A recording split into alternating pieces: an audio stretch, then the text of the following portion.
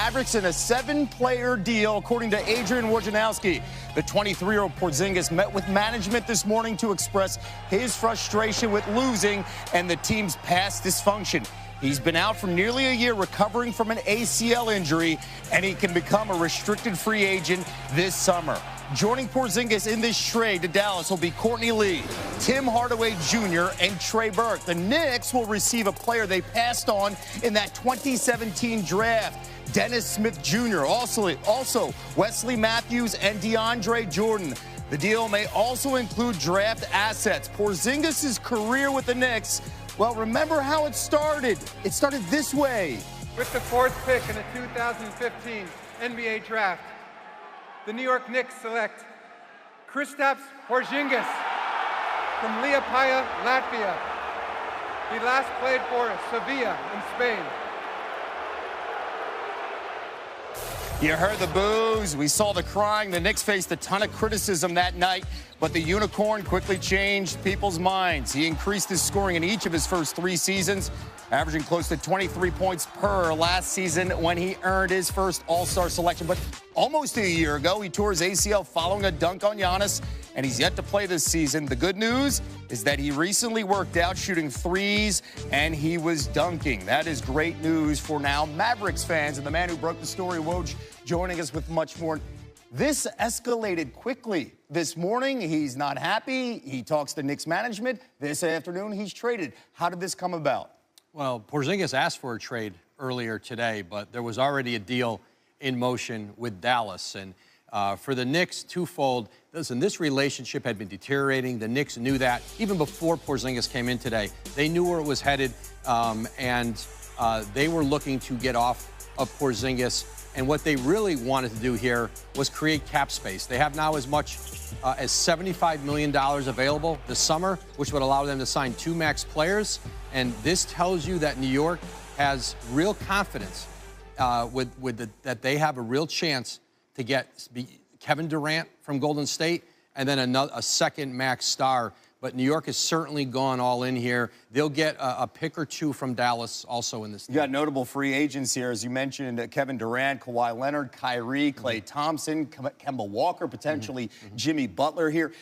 And then there's the draft pick. They have 10 wins. They're in the lottery sweepstakes, and right now they have the best chances in that Zion sweepstakes. How does this trade affect them long-term this summer with that potential pick? Well, a couple of the players they got in the trade, Wesley Matthews, DeAndre Jordan, it'll be interesting to see if they're open to doing buyouts with them. They may not want veterans like that, improving their win total. But certainly, for the Knicks, the focus was on clearing that space. They had a long way to go. And, certainly, listen, their dream scenario in New York, and it's been this for some time, is Kevin Durant and Kyrie Irving, but they've got a ways to go to unfasten Kyrie Irving from the Boston Celtics. All right, now let's talk about the other side. Porzingis coming off the ACL injury, a restricted free agent.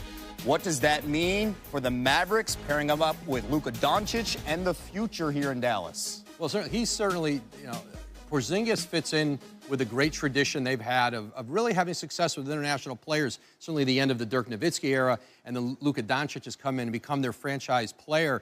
He fits really, really well with them, and part of why they wanted to get Dennis Smith out was, he was a very ball-dominant guard, didn't fit as well with Doncic. But listen, he's going to continue to rehab his injury. The ACL, it's unlikely he's going to play this year, but as a restricted free agent, he can go out and get an offer sheet from somebody else. He can sign the qualifying offer, play for a set number next year, and then become unrestricted. But Dallas has a real opportunity to welcome him into that organization. He never had the relationships he wanted to have in New York. Phil Jackson to the next group.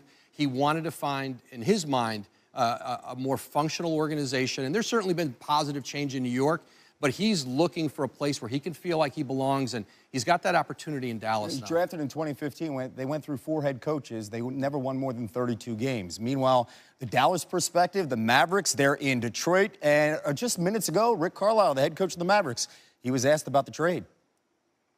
I know you guys are going to ask about the trade. I can't really talk about it until the trade call is done. According to what I've heard, that could be sometime around 6 o'clock Eastern time. Could be a few minutes earlier, could be afterwards. Other than that, really can't comment on it. So if you got questions about tonight, I'd be happy to give it a shot. Let's bring in Stephen A. Smith. Kristaps Porzingis was the face of the New York Knicks franchise, and they traded Porzingis away, Stephen A. Why? Well, they traded him because, first of all, you have a superstar, a star rather, and Kristaps Porzingis, who made it very, very clear he did not want to be there with the New York Knicks. So let me get this straight. You've been hurt since last season. You don't play a game this season. And then you go into the organization and you tell them, I don't want to be with you anymore. I don't want to play with this franchise. Meanwhile, while the summer is approaching, where the Brooklyn Nets got enough cap space going after 2 players, the Lakers are obviously doing what they're doing. The Clippers are potentially going after 2 max players. What are you going to do if you're the New York Knicks? You're looking to make noise in free agency. You can't possibly pull that off if the star of your franchise doesn't want to be there, and he's telling everybody, don't come, because I'm not going to be here, because I don't want to be here, and you shouldn't either. That's what happened with Kristaps Porzingis. That's why the New York Knicks needed to make a move, and by making this move, I spoke to them. I was told they've got about $68 million in cap space, could go as high as 75, maybe a little bit higher, but no matter what way you slice it, they've got the opportunity to go after 2 max players. Last time I checked, Kevin Durant's going to be a free agent. Kyrie Irving is going to be a free agent. Regardless of what Kyrie Irving, his camp and him, in fairness to them, says he's happy in Boston. I'm hearing a different story. He wouldn't mind leaving. We know he wouldn't mind being in New York City. Things have gotten officially very, very interesting right now, and I'm loving it. There is a lot there. First of all, apparently this is the new way in the NBA. You say, I don't want to be somewhere, and you get your wish granted. He's gone. I mean, was this the best thing for New York? I think it was the best thing for New York because, again, he's not healthy and he's not playing, and you don't want to be there. If you talk about 3 strikes and you're out, get the hell up out of here. You don't want to be there. You ain't been playing. And by the way, you could potentially tell other people not to come to us while you're here. I can't knock the Knicks for making this move. I don't like the fact that a guy like that caliber, wants out of New York. I think it says something, but in the end, it says a lot to them by willing to make this move because guess what? You weren't gone but so far anyway. You didn't know whether you were going to be able to get one guy. But the opportunity to get 2, you're giving a free agent the opportunity to talk to another marquee free agent and say, excuse me, you want to go and roll together in the sport of basketball. You got 2 superstars. You are an automatic contender. Woj mentioned the name Kevin Durant. You mentioned Kevin Durant. We don't know what he's going to do when he has his decision to make. Kyrie Irving, though, he has alluded to the fact that he probably wants to, is interested in re-signing with Boston. You say you hear otherwise. That's what? Right. Well, I've been hearing that Kyrie Irving wouldn't mind being gone. When he says he wants to stay in Boston, if you'll have me, the operative words were, if you'll have me. Well, guess what if you'll have me mean? Are you willing to give me $190 million?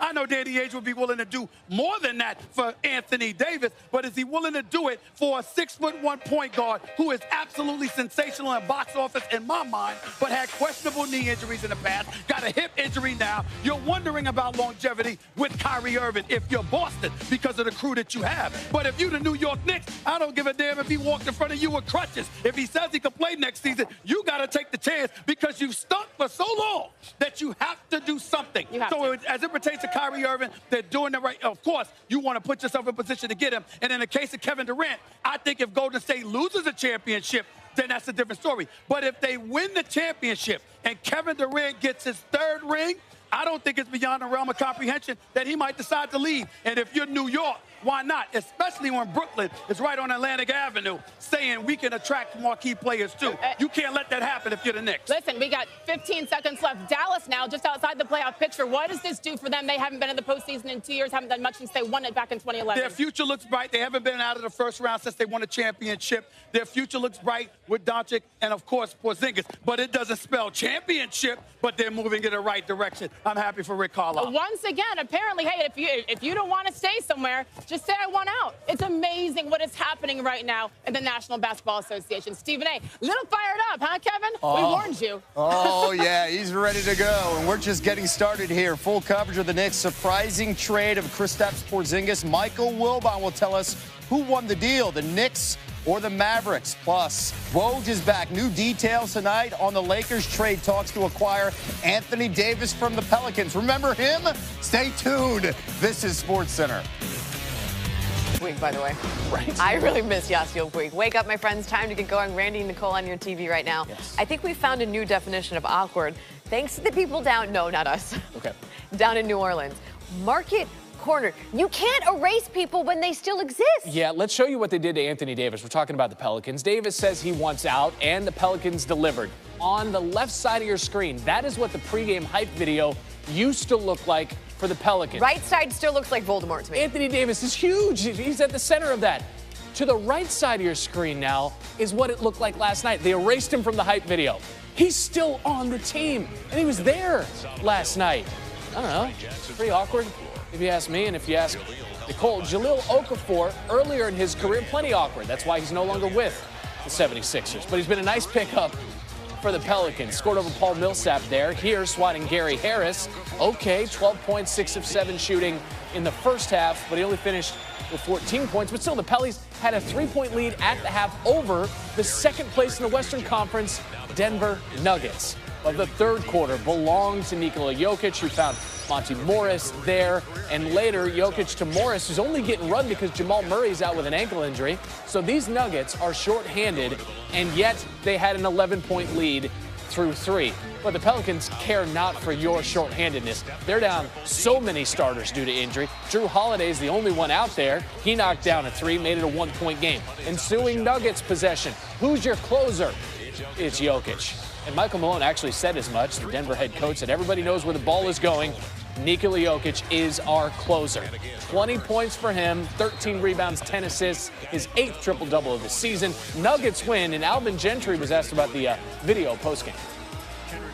I've never even seen our video. I really haven't, and I'm not avoiding anything, but, I mean, I couldn't tell you who was on there and who's not. So he wasn't on the bench in the fourth quarter either. Well, he's right here in the locker room. So, you know, when I walked in, he was in the locker room. So that's the other thing. I don't look down the bench and see who's on the bench and who's not. So I think we're making more of a big deal out of it than it is. Well, I think it's kind of a big deal. You made a grown man disappear. Kyrie Irving not playing for the Celtics, sore hip. He knows something about trade requests. Jason Tatum's sort of learning. It's good to be wanted. I guess you can say that. But like you said, I'm not a creator. I don't have any control. Just control what I can control and go out there and play. Learning what it's like to be involved in the trade rumors. I'm not sure he's a fan, but it was poking the bear first quarter. Tatum knocking down the 3. Shot clock now winding down. Tatum's like, no, I'm good. I got it. Don't worry about it. Hits that jumper. And then how many hands for a dunk? Is it more emphatic if there are 2?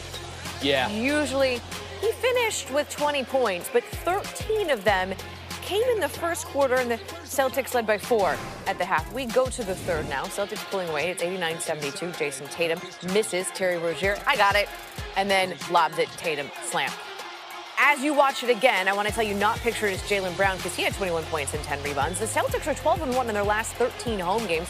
Rozier, 17 points and assists, his first double-double of the season. Celtics win again, 126-94. Knicks trying to avoid losing their 12th straight at home, and they got the Mavericks in town. Luka Doncic is there. Getting burned his first game at Madison Square Garden. Your first attempt, no.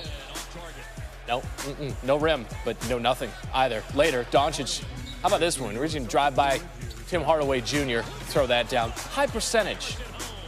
He said, I'm looking forward to playing a lot more years here.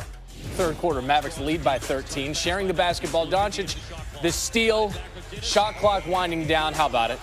He had 16 points, 8 rebounds, 5 assists, sitting on 999 career points. My math, 1 away from 1K. Oh, good. Dennis Smith Jr., nice night. We showed you the scoring, the alley-oop to Dorian Finney-Smith, who's Finney to throw that down. Smith Jr.'s second career triple-double. He's the second youngest to have a triple-double at Madison Square Garden. This man not young, no. Dirk Nowitzki, the retirement tour. Nice points per game average there at MSG.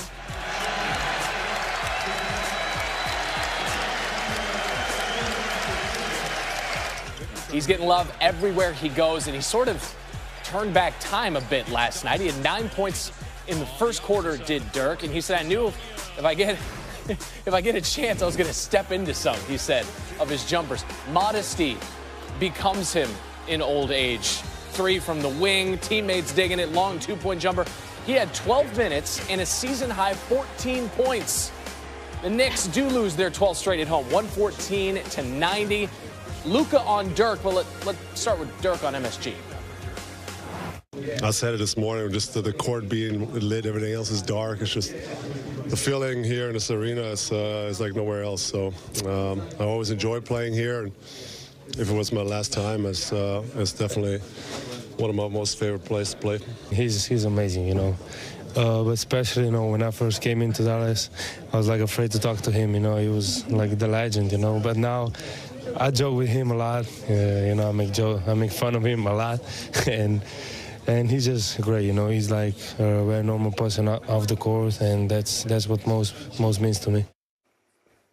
That is a teenager making fun of a legend, he said. And Dirk actually stuck around and signed autographs for the locker room attendants at MSG after the game. The Knicks have lost 12 straight games at home. Other teams have won. 9 hockey teams have won at the Garden. Matter of fact, more than 30 other teams across several different sports. This is just mean. Duke and Villanova among the 8 men's basketball teams to win at the Garden. Even Penn State men's hockey has won more recently at Madison Square Garden than the New York basketball Knicks. Yes, but they're trying. Are the Knicks actually trying? Those were some solid games of the night. These are the best finishes of the night. Karl-Anthony Towns, Timberwolves, Grizzlies. Timberwolves in OT, game tied at 97. Wiggins misses that one, pulls up.